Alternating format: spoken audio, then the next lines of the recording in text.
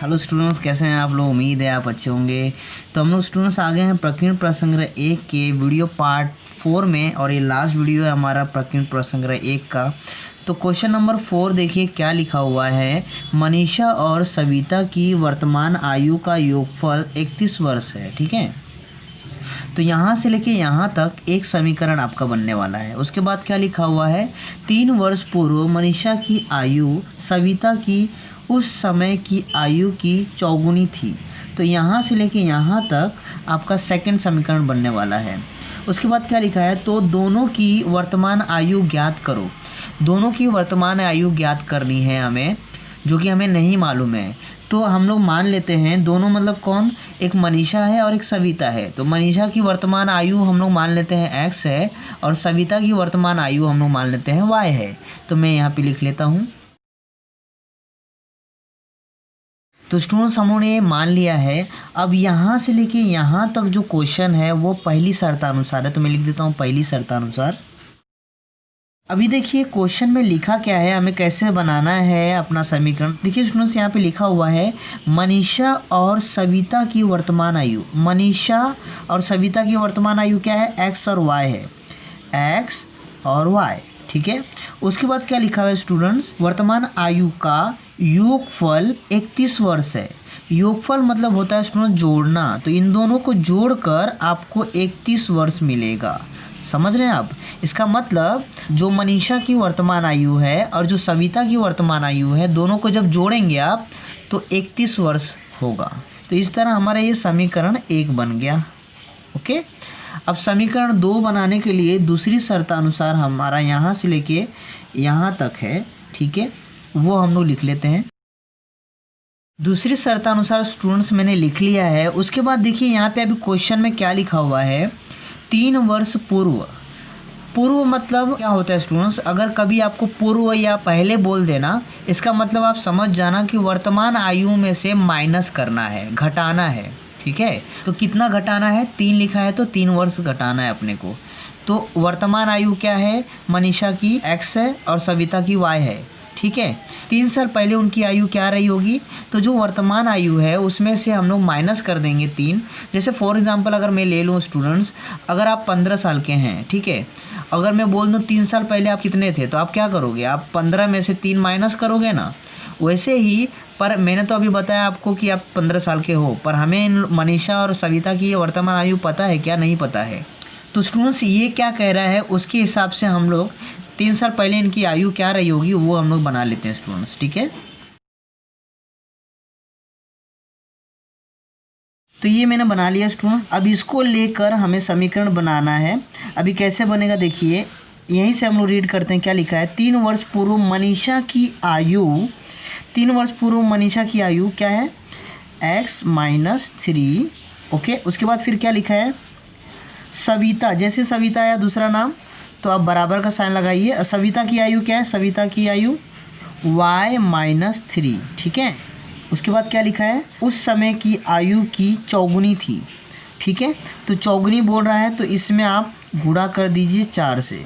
चौगुना, चौगुना मतलब क्या होता है, चौ मतलब 4 हो गया, गुना मतलब गुना, इनके बीच में गुना। समझ रहे हैं आप। तो इस तरह आपका ये बन गया। अब इसको सॉल्व करेंगे तो हमें समीकरण मिल जाएगा x - 3 = 4 का गुणा y से भी होगा और 3 से भी होगा। 4 × 1 = 4 और y 4y। ठीक है, फिर plus minus minus, 4 × 3 = 12। Okay, next step क्या हो जाएगा स्टूडेंट्स, x, ये 4y को इधर लेके आएंगे तो -4y हो जाएगा, = -12, और ये यहाँ पे जाएगा तो +3। Next step x - 4y = minus plus minus, 12 में से 3 जाएगा तो कितना बचेगा स्टूडेंट्स, 9, और बड़े नंबर का साइन लगा दीजिए। ये आपका समीकरण बना 2। ओके, अभी स्टूडेंट्स देखिए आप, समीकरण जो 1 है उसका x और जो समीकरण 2 है उसका x दोनों बराबर हो चुके हैं। इसका भी 1 नंबर है और इसका भी 1 नंबर है, तो दोनों बराबर हैं और दोनों का साइन प्लस है स्टूडेंट्स। इसीलिए स्टूडेंट्स हम लोग समीकरण 1 में से समीकरण 2 को घटा लेंगे क्योंकि दोनों प्लस है। ठीक है स्टूडेंट्स, तो मैं यहाँ पे लिख देता हूँ समीकरण 1 में से समीकरण 2 को घटाने पर। समीकरण लिख लेता हूँ स्टूडेंट। स्टूडेंट्स जब घटाते हैं तो घटाने का साइन दिखाइए, और घटाते समय नीचे का साइन चेंज हो जाता है। देखिए ये माइनस है तो ये प्लस हो जाएगा, और ये माइनस है ये भी प्लस हो जाएगा, और ये प्लस है तो ये माइनस हो जाएगा स्टूडेंट्स, ठीक है। नेक्स्ट स्टेप क्या हो जाएगा, ये देखिए प्लस है और ये भी प्लस हो चुका है, तो प्लस प्लस प्लस 31 और 9 हो जाएगा 40, ठीक है। यहाँ पे देखिए प्लस प्लस प्लस 4 और 1 इधर हो जाएगा 5y, और यहाँ पे देखिए प्लस माइनस माइनस ये कट जाएगा। नेक्स्ट स्टेप क्या मिलेगा, y इक्वल्स टू 40/5, ठीक है। फिर 5 1 जा 5, 5 8 जा 40, ओके। तो ये आपका क्या मिला आंसर, y मिल चुका है स्टूडेंट्स। तो सविता की आयु जो है 8 वर्ष जो कि हमको मिल चुका है, तो यहाँ पे मैं लिख देता हूँ वर्ष, ठीक है। नेक्स्ट स्टेप, अगर हमको x निकालना है, x का मान, तो इसका मान जो है कोई भी समीकरण में रख देंगे तो हमें x का मान मिल जाएगा, ठीक है। तो मैं लिख देता हूँ यहाँ। तो स्टूडेंट्स मैंने जो y का मान है वो समीकरण 1 में रख लिया, क्योंकि मुझे इजी ज़्यादा लग रहा था समीकरण 1 समीकरण 2 से, तो ये रख लिया मैंने। अभी देखिए y का जो मान है y की जगह पे आप रख देंगे स्टूडेंट्स 8, ठीक है। नेक्स्ट स्टेप क्या हो जाएगा, x बराबर 31, 8 जब उधर जाएगा तो माइनस हो जाएगा क्योंकि यहाँ पे प्लस में है, ठीक है। नेक्स्ट स्टेप क्या हो जाएगा स्टूडेंट्स, x बराबर प्लस माइनस माइनस 31 में से 8 जाएगा तो बचेगा 23, तो ये हो गया 23 वर्ष। किसका हो गया स्टूडेंट्स ये आयु, मनीषा का, ठीक है। तो हमें मनीषा का भी आयु मालूम पड़ चुका है 23 वर्ष है, और सविता का 8 वर्ष है, और दोनों को जब जोड़ेंगे स्टूडेंट्स तो कितना हो रहा है देखिए 31 वर्ष, जो कि हमें स्टार्टिंग में ही क्वेश्चन में बोला था कि दोनों का जो योगफल है वो 31 वर्ष है, राइट। तो दोनों को जोड़कर हमें 31 वर्ष मिल रहा है। इससे हम चेक कर सकते हैं कि हमारा आंसर राइट है कि रॉन्ग है, ठीक है। तो हमारा आंसर राइट है स्टूडेंट्स। तो अभी मैं आंसर यहाँ पे लिख लेता हूँ, लास्ट में हमें आंसर लिखना ज़रूरी है, ठीक है।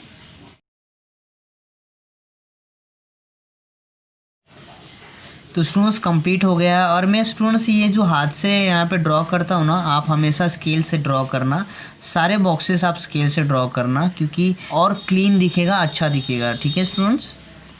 तो आप देख सकते हो स्टूडेंट्स ये हमारा क्वेश्चन कंप्लीट हो चुका है, और आई होप आप लोगों को समझ में भी आया होगा।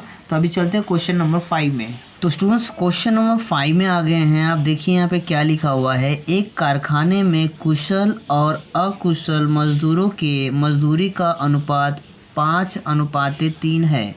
यहाँ से लेके यहाँ तक समीकरण 1 बनने वाला है स्टूडेंट्स, ठीक है। उसके बाद लिखा है एक कुशल और एक अकुशल मजदूरों के एक दिन की कुल मजदूरी 720 रुपया है। यहाँ से लेके यहाँ तक स्टूडेंट्स समीकरण 2 बनने वाला है। तो प्रत्येक कुशल मजदूर और अकुशल मजदूरों की मजदूरी ज्ञात करो। तो हमें क्या ज्ञात करना है स्टूडेंट्स, यहाँ पे क्लियर पता चल रहा है स्टूडेंट्स अपने को कि एक कुशल, अच्छा ये कुशल अकुशल क्या है पहले वो समझ लेते हैं। एक कंपनी होती है, तो कंपनी में कुछ ज़्यादा टैलेंटेड, ज़्यादा पढ़े लिखे लोग भी होते हैं, और कुछ कम पढ़े लिखे और कम टैलेंटेड लोग भी होते हैं। 2 तरीके के लोग होते हैं। तो जो ज़्यादा पढ़े लिखे, जो ज़्यादा टैलेंटेड हैं, जिनमें ज़्यादा क्षमता है कुछ करने की, उनको कुशल कहेंगे हम, ठीक है। और जो थोड़े कम टैलेंटेड है, जो कम पढ़े लिखे हैं, वो उनको अकुशल मजदूर हम कहेंगे, ठीक है। तो मैं मान लेता हूँ स्टूडेंट्स कि जो कुशल है उसकी जो मजदूरी है एक दिन की वो x है, और जो अकुशल है उसकी y है। तो इस तरह मैं लिख लेता हूँ यहाँ पे। तो स्टूडेंट्स ये मैंने मान लिया है। अब पहली शर्तानुसार क्या है, पहली शर्तानुसार लिख लेता हूँ मैं। तो जैसे कि मैंने बताया था स्टूडेंट्स, जो यहाँ से लेके यहाँ तक है वो पहली शर्तानुसार है। तो इसमें मेन जो वर्ड है वो लिख लेते हैं हम लोग स्टूडेंट्स कि कुशल और अकुशल की मजदूरी का अनुपात 5:3 है। ये लिख लेता हूँ मैं। अभी देखिए स्टूडेंट्स आपका समीकरण बनेगा कैसे वो देखते हैं हम लोग, ठीक है। अब यहीं से देखिए कैसे बन रहा है। कुशल हम लोग x माने हैं स्टूडेंट्स, राइट। जो कुशल है और अकुशल है उसकी जो मजदूरी का अनुपात दिया है वो 5:3 है। 5:3 हम इस तरह लिखते हैं, ठीक है स्टूडेंट्स। इस तरह भी लिखा जाता है और इस तरह भी लिखा जाता है, ओके। एक काम करते हैं स्टूडेंट्स, इस तरह नहीं बताता हूँ आपको मैं, ठीक है। अभी देखिए यहाँ पे लिखा है कुशल और अकुशल, तो कुशल और अकुशल, ठीक है। का अनुपात, अनुपात क्या है, कुछ इस तरह है, ठीक है, बराबर दोनों का अनुपात क्या है, इसका कितना है 5 है और इसका कितना है 3 है। तो आप कर लोगे ना स्टूडेंट्स। अभी नेक्स्ट स्टेप क्या होगा स्टूडेंट्स, ये जो अनुपाते हैं अगर इसको सॉल्व करना है तो आपको क्या करना पड़ेगा, x अनुपाते y लिखना है, फिर 5 अनुपाते 3 लिखना है, कुछ इस तरह। नेक्स्ट स्टेप क्या हो जाएगा स्टूडेंट्स, अभी आप क्या करोगे स्टूडेंट्स, आप इसको सॉल्व करोगे। अब सॉल्व कैसे कर सकते हो, 3 को उधर भेजोगे तो जाके 3x से गुणा होगा बराबर, और y को जब वहाँ पे भेजोगे तो y जो है वहाँ पे जाके गुणा होगा इसके साथ। नेक्स्ट स्टेप क्या हो जाएगा students, 3x equals to 5y। Okay, अभी हमारा समीकरण क्या होता है, x और y जो है वो बायां पक्ष में होता है और दायां पक्ष में कुछ नंबर होता है, ठीक है। तो इसको जब आप यहाँ पे लेके आओगे तो क्या हो जाएगा, 3x, ये प्लस है तो यहाँ पे आके -5y इक्वल्स टू, यहाँ पे कुछ नहीं बचा तो 0 बचा स्टूडेंट्स। इस तरह आपका समीकरण 1 बन गया। ओके स्टूडेंट्स, दूसरी शर्तानुसार मैं लिख लेता हूँ। दूसरी शर्तानुसार देखिए स्टूडेंट्स, मैंने बताया था कि एक कुशल और एक अकुशल मजदूरों की एक दिन की जो कुल मजदूरी है वो 720 रुपया है, ठीक है। तो यही मैं यहाँ पे लिख लेता हूँ पहले। ओके स्टूडेंट्स, मैंने ये लिख लिया है। अभी देखो समीकरण कैसे बनेगा आपका, यहाँ पे लिखा हुआ है जो कुशल है और जो अकुशल है उनकी जो कुल मजदूरी, कुल मतलब जोड़कर, कुल मतलब क्या होता है टोटल, 720 रुपया है, ठीक है। तो मतलब इससे पता चल रहा है, कुल से ये पता चल रहा है कि इन दोनों को जोड़ना है। तो कुशल का क्या है x है और अकुशल का क्या है y है, और दोनों को जोड़कर कितना है 720 रुपया। तो इस तरह आपका समीकरण 2 आराम से बन गया। अभी समीकरण 1 और समीकरण 2 को हम लोग सॉल्व करेंगे स्टूडेंट्स। अभी देखिए ना ही x सेम है ना ही y सेम है, तो आप जिसको सेम करना चाहते हैं आप सेम कर सकते हैं, ठीक है। तो चलिए स्टूडेंट्स हम लोग ना y को सेम कर लेते हैं। क्यों, क्योंकि देखिए यहाँ पे माइनस है और यहाँ पे प्लस है, ठीक है। तो अगर यहाँ पे भी 5 आ जाएगा तो ये माइनस प्लस रहेगा, तो हमें सिर्फ जोड़ना पड़ेगा, घटाना नहीं पड़ेगा, तो वो ज़्यादा ईजी रहता है अपने लिए, ठीक है। तो हम लोग क्या कर लेते हैं, यहाँ पे मैं बोल देता हूँ समीकरण 2 में 5 से गुणा करने पर। क्यों, क्योंकि यहाँ पे देखिए 5 है इसलिए यहाँ पे भी 5 चाहिए अपने को। तो 5 से गुणा करेंगे तो मैं लिख लेता हूँ यहाँ पे। तो अभी इनमें गुणा करते हैं 5 से, तो यहाँ पे 5 से गुणा करेंगे तो 5x हो जाएगा और यहाँ पे 5y हो जाएगा, और यहाँ पे 5 का पड़ा 0 पड़ेगा तो 0, 5 दूनी 10 का 0 हासिल लगेगा 1, 5 सत्ते 35 और 1 36, ठीक है स्टूडेंट्स। ये समीकरण बना आपका 3। अब समीकरण जो 1 है और जो समीकरण 3 है उसका y देखिए कॉमन हो चुका है स्टूडेंट्स। तो स्टूडेंट्स आप देख सकते हो कि ये माइनस है और ये प्लस है, तो हम लोग क्या करेंगे, हम लोग समीकरण 1 और समीकरण 3 को जोड़ेंगे एक दूसरे से, ठीक है। तो मैं लिख लेता हूँ यहाँ पे, जोड़ रहे हैं तो जोड़ने का साइन दिखाइए स्टूडेंट्स, ठीक है। और जोड़ते समय कोई साइन चेंज नहीं होगा नीचे का स्टूडेंट्स, ठीक है। नेक्स्ट स्टेप क्या हो जाएगा, देखिए दोनों प्लस में है तो यही नंबर उतर जाएगा हमारा।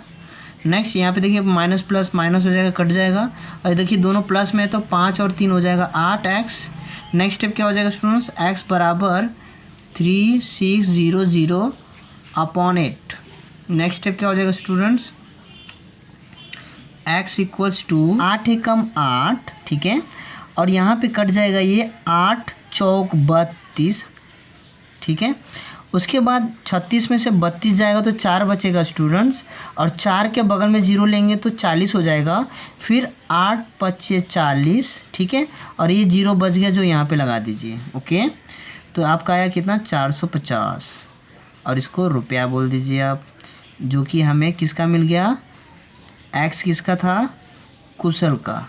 अभी अकुशल का निकालने के लिए जो x का मान है कोई भी समीकरण में रख दीजिए, y का भी मान मिल जाएगा, ठीक है। तो स्टूडेंट्स देखिए x का जो मान है वो मैं समीकरण 1 में रख रहा हूँ और समीकरण 1 लिख लिया मैंने। अभी देखिए x का मान देखिए यहाँ पे रख दीजिए 450, ठीक है, प्लस y बराबर 720, ओके। फिर नेक्स्ट स्टेप क्या हो जाएगा, y बराबर 720। देखिए इन दोनों के बीच में प्लस का साइन है, इससे ये पता चल रहा है कि ये जो है प्लस या माइनस में जाने वाला है। तो इसका साइन देखिए प्लस है तो ये माइनस में जाने वाला है, -450, okay. Next y equals to minus करेंगे तो कितना बचेगा स्टूडेंट्स 270 रुपया। ठीक है, तो इस तरह हमें y का भी मिल गया, मतलब किसका मिला हमें, अकुशल का। एक दिन की जो मजदूरी है वो 270 रुपया स्टूडेंट्स। तो दोनों का आंसर हम लोग यहाँ पे लिख लेते हैं। तो स्टूडेंट्स आप देख सकते हो हमारा ये क्वेश्चन जो है 5वां कंप्लीट हो चुका है। उसके बाद ये स्टेप था। आई होप आप लोग को ये समझ में आया होगा स्टूडेंट्स। तो करते हैं अभी क्वेश्चन नंबर 6। तो स्टूडेंट्स क्वेश्चन नंबर 6 में आ गए हैं हम लोग। चलिए इसको रीड कर लेते हैं क्या लिखा हुआ है। एक सीधे रास्ते पर ए और बी दो स्थान हैं, उनके बीच दूरी 30 किलोमीटर है। ओके, हमीद मोटरसाइकिल से ए से बी के दिशा जाने के लिए निकलता है। उसी समय जोसेफ बी से ए की दिशा में जाने के लिए निकलता है। वे दोनों 20 मिनट में एक दूसरे से मिलते हैं। यदि उसी समय जोसेफ निकलकर विपरीत दिशा में गया होता तो उसे हमीद 3 घंटे बाद मिलता। तो प्रत्येक की गति ज्ञात करो। प्रत्येक की गति हमें ज्ञात करनी है। यहाँ से लेके यहाँ तक हमें ये पता चल रहा है, गति मतलब होता है उनकी चाल, उनकी जो स्पीड थी दोनों की, वो हमें ज्ञात करनी है। कि जो हमें ज्ञात करना है पहले तो उसको हम लोग मान लेते हैं। तो यहाँ पे मैं लिख देता हूँ। तो देखिए स्टूडेंट्स, मैंने लिख लिया है हमीद की गति x किलोमीटर घंटा तथा जोसेफ की गति y किलोमीटर घंटा। हमें ये पता नहीं इसलिए हम लोगों ने XY मान लिया। और कभी भी जब गति आप निकाल रहे होते हैं ना, उस समय किलोमीटर घंटा बोलना ज़रूरी होता है। तो ये ज़रूर आपको बोलना है। अभी बात करते हैं यहाँ से हम लोग कि यहाँ से लेके यहाँ तक जब मैंने रीड किया तो पता चला कि यहाँ से लेके यहाँ तक आपका पहला समीकरण बन रहा है और यहाँ से लेके यहाँ तक का दूसरा समीकरण बन रहा है। ठीक है, तो अब यहाँ से लेके मैं रीड करता हूँ। देखिए क्या लिखा है। एक सीधे रास्ते पर ए और बी दो स्थान हैं। एक सीधा रास्ता है, ये एक सीधा रास्ता है और यहाँ पे ए और बी दो स्थान हैं। ठीक है, क्लियर है। उसके बाद क्या लिखा है, उनके बीच दूरी 30 किलोमीटर है। इनके बीच की जो दूरी हो 30 किलोमीटर है, 30 kilometre. Okay, next, Hamid motorcycle से ए से बी दिशा में जाने के लिए निकलता है। हमीद है एक H फॉर हमीद बोलते हैं हम लोग। ठीक है, वो ए से बी की दिशा में निकल रहा है जाने के लिए। ओके, नेक्स्ट, उसके बाद क्या लिखा हुआ है, उसी समय जोसेफ बी से ए की दिशा में जाने के लिए निकलता है।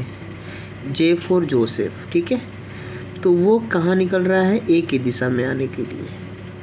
ठीक है, नेक्स्ट क्या लिखा हुआ है, वे दोनों 20 मिनट में एक दूसरे से मिलते हैं। ये दोनों 20 मिनट में एक दूसरे को मिलते हैं, मतलब हमीद को भी यहाँ तक जाने के लिए 20 मिनट लगा और जोसेफ को भी यहाँ से लेके यहाँ तक जाने के लिए 20 मिनट लगा। दोनों को 20 मिनट लगा है और दोनों जो दूरी तय किए हैं वो 30 किलोमीटर दूरी किए हैं दोनों मिलाकर। तो अगर देखा जाए तो यहाँ पे समीकरण आप क्या बना सकते हो, टोटल जो दूरी है वो 30 किलोमीटर है। राइट, कुल दूरी हमें पता है 30 किलोमीटर है। अगर हमें पता चल जाए कि हमीद ने कितनी दूरी तय की है और जोसेफ ने कितनी दूरी तय की है, तो ये दोनों को जब हम जोड़ देंगे तो टोटल कितना मिलेगा, 30 किलोमीटर मिलेगा।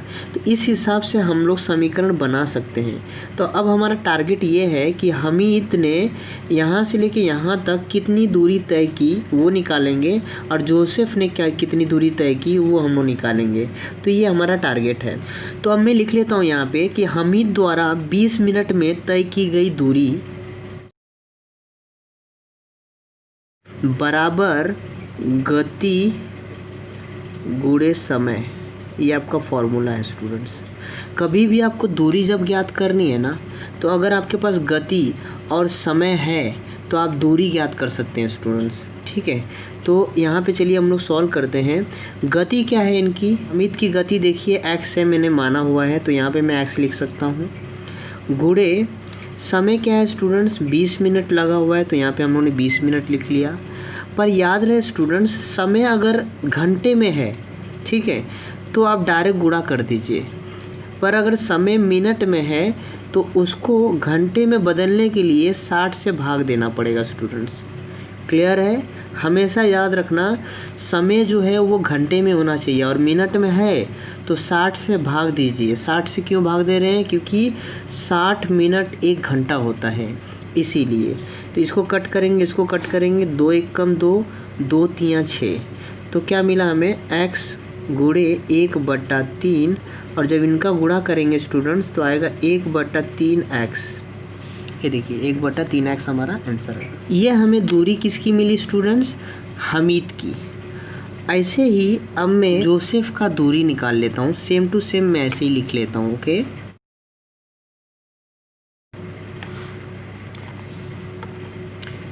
तो स्टूडेंट्स देखिए मैंने इसको लिख लिया है, थोड़ा डिफरेंट तरीके से मैंने यहाँ पे लिख दिया। नेक्स्ट देखिए स्टूडेंट्स, गति जो है इसकी y है, ठीक है, और समय जो है इसको भी 20 मिनट लगा और 60 से हमको डिवाइड देना है।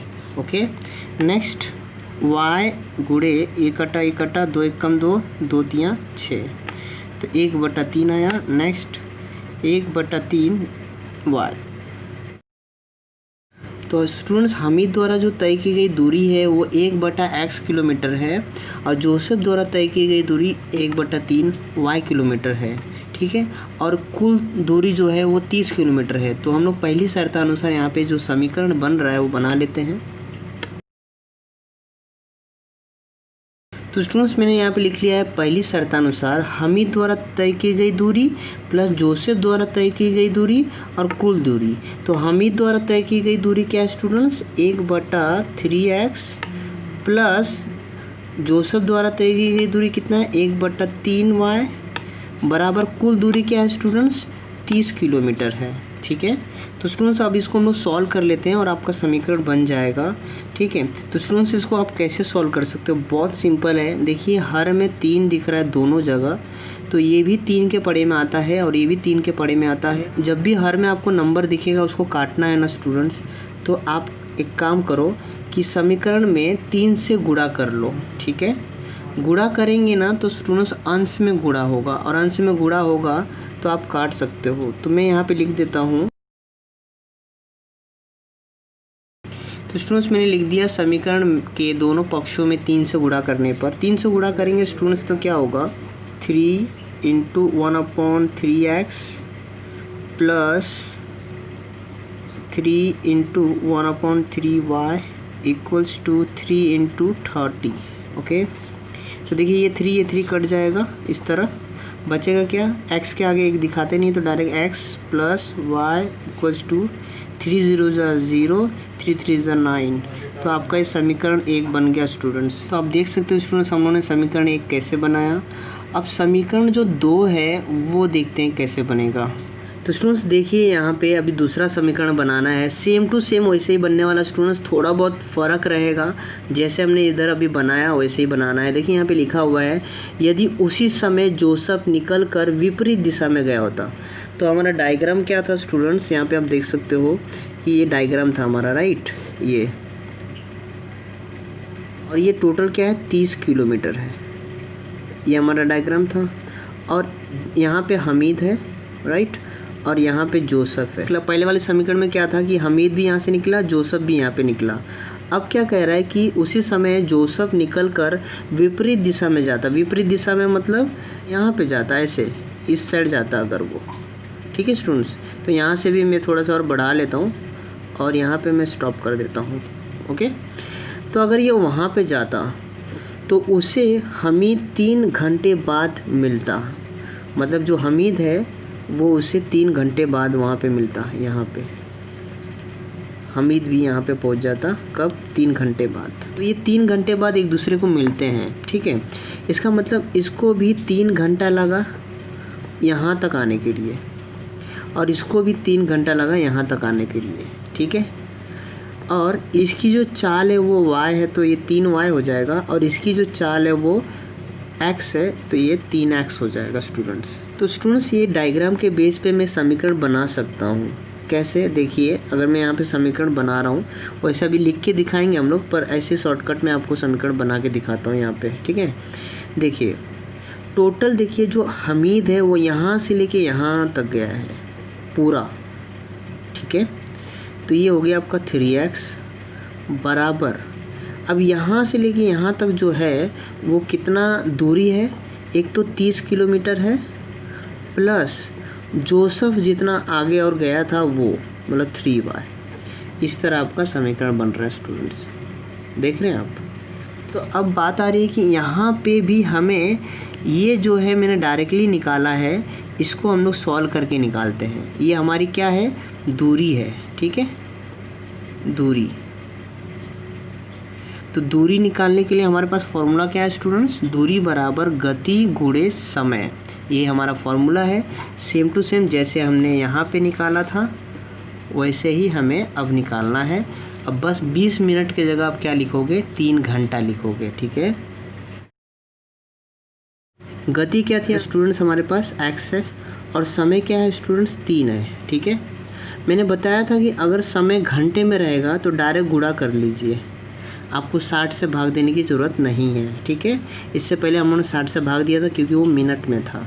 ओके स्टूडेंट्स, तो इस तरह हमें हमीद का दूरी मिल चुकी है कि हमीद ने कितनी दूरी तय किया।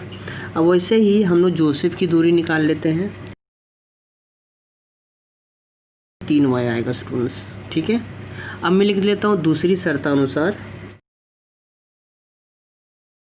तो स्टूडेंट्स मैंने लिख लिया यहाँ पे दूसरी शर्तानुसार, और हमीद द्वारा तय की गई दूरी, क्योंकि हमीद द्वारा तय की गई दूरी जो है वो पूरा टोटल है, ठीक है। उसके बाद जो हमीद ने दूरी तय की है वो 30 किलोमीटर और जोसेफ की दूरी मिलाकर है, तो इसीलिए इन दोनों को मैंने जोड़ दिया, 30 किलोमीटर प्लस जोसेफ द्वारा तय की गई दूरी। अब हम लोग लिख लेते हैं हमीद द्वारा तय की गई दूरी क्या है स्टूडेंट्स, 3x है बराबर 30 किलोमीटर, तो 30 हो जाएगा, प्लस जोसेफ द्वारा 3y है, ठीक है। नेक्स्ट स्टेप क्या हो जाएगा स्टूडेंट्स, 3x, और जो y है वो इस साइड होगा बायां पक्ष में, तो आएगा यहाँ पे तो -3y = 30। अब एक चीज़ यहाँ पे देखेंगे, अगर इतना भी छोड़ देंगे तो कोई प्रॉब्लम नहीं है, बट जितना सिंपल कर लें उतना अच्छा है। तो देखिए यहाँ पे 3 जो है वो 3 के पड़े में आता है, ये भी 3 के पड़े में आता है, और 30 भी 3 के पड़े में आता है।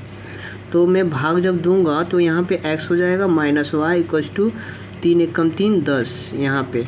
तो ये आपका समीकरण 2 मिला, ठीक है। और यहाँ पे मैं लिख देता हूँ, तो स्टूडेंट्स मैंने यहाँ पे लिख दिया दोनों पक्षों में 3 से भाग देने पर। अब 3 से भाग दिए तो कैसे हुआ, देखिए अगर मैं भाग देता स्टूडेंट्स तो क्या होता, मैं नीचे यहाँ पे 3 लिखता, यहाँ पे मैं नीचे 3 लिखता, यहाँ पे भी 3 लिखता, तो 3 × 3 हुआ, यहाँ पे 1 हो गया, यहाँ पे भी 3 × 3, यहाँ पे 3 का पढ़ा 10 बार पढ़ेंगे तो 30 आता है। 3 से सबको हमने भाग दे दिया, डायरेक्ट हमारा आंसर आ गया। तो अब समीकरण 1 भी हमारे पास है स्टूडेंट्स, और समीकरण 2 भी हमारे पास है। अब हम आराम से सॉल्व कर सकते हैं, जो खिचड़ी पकानी थी हमने पका दी है, अब बस अब सॉल्व करना है सिंपली, ठीक है। तो समीकरण 1 देख लेते हैं क्या है। देखिए यहाँ पे समीकरण 1 ये है और ये समीकरण 2 है, और आप देखेंगे तो y जो है वो प्लस में है और यहाँ पे भी y जो है वो माइनस में है। दोनों का नंबर 1 है, तो दोनों बराबर हैं, दोनों एक दूसरे से कट जाएंगे। तो मैं बोल देता हूँ समीकरण 1 और समीकरण 2 को जोड़ने पर, जोड़ क्यों रहे हैं स्टूडेंट्स, क्योंकि हमें y को कट करना है और दोनों क्या है, प्लस माइनस में है। अगर वही हमें x को कट करना होता स्टूडेंट्स तो दोनों क्या है, दोनों का साइन सेम है, तो हमें बोलना पड़ता समीकरण 1 में से समीकरण 2 को घटाने पर, ठीक है, क्योंकि दोनों का साइन प्लस है स्टूडेंट्स। तो सेम साइन होता है तो हम घटाते हैं और अलग अलग साइन होता है तो हम जोड़ते हैं। तो यहाँ पे हम लोग y को कट करना चाहते हैं पहले और x का मान निकालना चाहते हैं, तो हम लोग प्लस और माइनस है, यहाँ पे साइन अलग अलग है, तो हम लोग समीकरण 1 और 2 को जोड़ लेते हैं, ठीक है। तो मैं लिख लेता हूँ समीकरण 1 और 2 को जोड़ने पर। देखिए दोनों प्लस में है तो ये प्लस प्लस प्लस हो जाएगा, यहाँ पे 100 हो जाएगा, ठीक है। ये देखिए प्लस माइनस एक कट जाएगा और यहाँ पे 1 और 1 2x हो जाएगा। नेक्स्ट स्टेप क्या आ जाएगा आपका, x = 100 अपॉन ये 2 जाएगा नीचे क्योंकि यहाँ पे गोड़े में था। नेक्स्ट स्टेप क्या हो जाएगा, x = 2 × 1 = 2 और 2 50 × 100, तो 50 आया स्टूडेंट्स, 50 किलोमीटर बोलेंगे इसे हम लोग, किलोमीटर घंटा। क्यों किलोमीटर, घंटे बोलो या घंटा बोलो, बात एक ही है। तो स्टूडेंट्स आप देख सकते हो जो x का जो मान है 50 वो मैं समीकरण 1 में रख रहा हूँ और समीकरण 1 लिख लिया है मैंने यहाँ पे। तो अब लिख लेता हूँ मैं x का जो मान है कितना स्टूडेंट्स 50 है, तो 50 plus y equals to 90, y equals to 90 और ये देखिए वहाँ पे जाएगा तो प्लस में था तो वहाँ पे जाकर माइनस हो जाएगा -50। Next step y equals to 40, तो ये भी हमारा क्या हो गया किलोमीटर घंटा। ओके स्टूडेंट्स, तो स्टूडेंट्स आप देख सकते हो ये हमारा क्वेश्चन कंप्लीट हो चुका है। अगर आप इसको प्रैक्टिस करेंगे 1 से 2 बार आप अच्छे से समझ जाएंगे। क्वेश्चन देखने के लिए थोड़ा सा टफ था बट सॉल्यूशन आपने देखा कितना इजी था, राइट। तो आई होप स्टूडेंट्स आप लोग को ये क्लियर समझ में आया होगा।